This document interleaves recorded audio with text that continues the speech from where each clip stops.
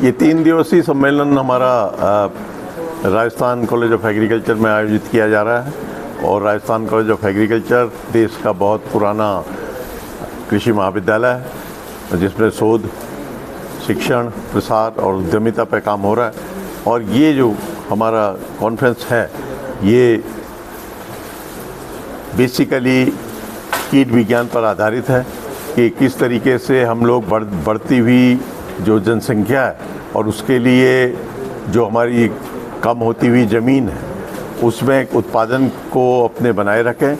और कीटों का नियंत्रण करें और कीटनाशियों का उतना ही उपयोग करें जितना आवश्यक है और ऐसे कीटनाशियों का उपयोग करें जो कि वातावरण के प्रति अनुकूल हों, प्रतिकूल न हों, ताकि स्वास्थ्य का ध्यान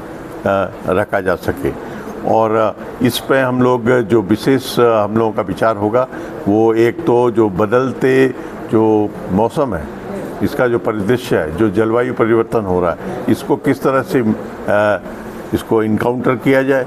और किस तरह से नए नए जो कीट आ रहे हैं उनका नियंत्रण किया जाए और किस तरीके से जो नए हमारे अच्छे मॉलिक्यूल्स आ रहे हैं, जो इको फ्रेंडली मॉलिक्यूल्स आ रहे हैं, उनका उपयोग किया जाए और किस तरह से अनावश्यक रूप से कीटनाशियों का जो दुरुपयोग हो रहा है जो कि हमारे मानव स्वास्थ्य के लिए और हमारे जो जीव जंतु उनके स्वास्थ्य के लिए नुकसानदायक है उसको हम लोग कम कर सकें। कौन कौन अतिथि शामिल होंगे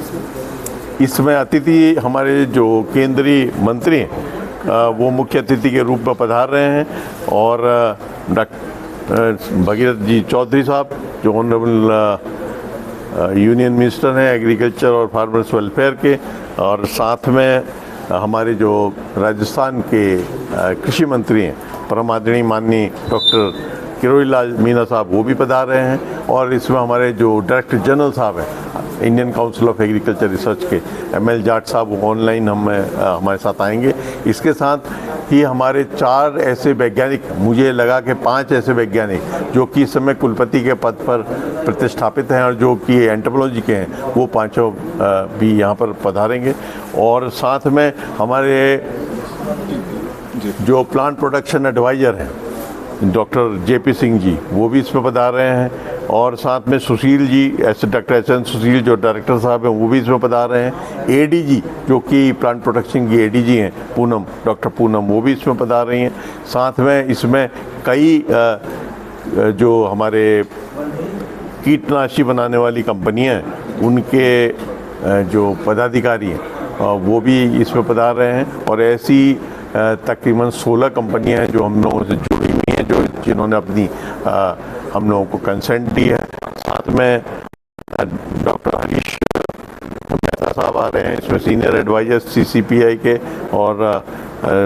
बेनोट साहब हैं NS बेनोट साहब, और कई वैज्ञानिक हैं इसमें जो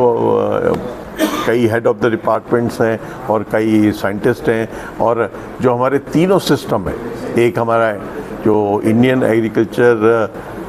सिस्टम है हमारा पूरा, जो कि भारतीय कृषि के जो विश्वविद्यालय हैं, जो 74 विश्वविद्यालय समय काम कर रहे हैं, उनके वैज्ञानिक यहाँ सारे पधार रहे हैं। साथ में जो Indian council of agriculture research है उसके जितने भी डायरेक्टर्स हैं और जितने सेंटर्स हैं उनके वैज्ञानिक भी यहाँ पर पधार रहे हैं। और साथ में जो हमारे प्राइवेट इंस्टीट्यूशंस हैं जहाँ कृषि पढ़ाई जाती है, हमने उनको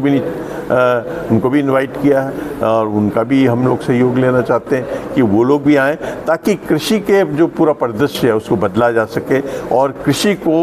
लाभकारी भी बनाया जा सके और कृषि में जो भी हम आदान उसमें लगा बुरा प्रभाव न पड़े। साथ में हम लोग ये भी ध्यान करेंगे कि ये जो जलवायु परिवर्तन के साथ साथ जो पानी जो है, पानी की भी बचत हो और 4% पूरे दुनिया का पानी हमारे पास मौजूद है, जिसमें हम 17.26% पूरी दुनिया की पॉपुलेशन हमारे पास है, तो जिसको कि हम फीड कर सकें। और इस बात का भी हम ध्यान रखेंगे कि जो जनसंख्या है वो बड़ी तेज़ी से बढ़ रही है,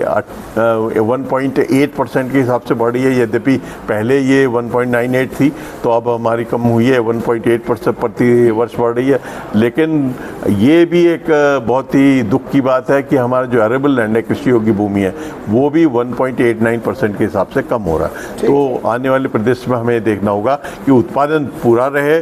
कोई कमी ना हो, और साथ में दलहन और तिलहन पर हमारा विशेष जोर रहेगा, उनकी पेस्ट मैनेजमेंट पे और उसके उत्पादन पे, और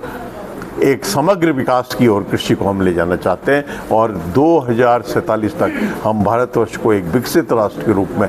एक निर्यातक राष्ट्र के रूप में देखना चाहते हैं, न कि कहीं पर हमें कोई भी चीज़ का, कम से कम खाद्यान्न का आयात न करना पड़े। ठीक है।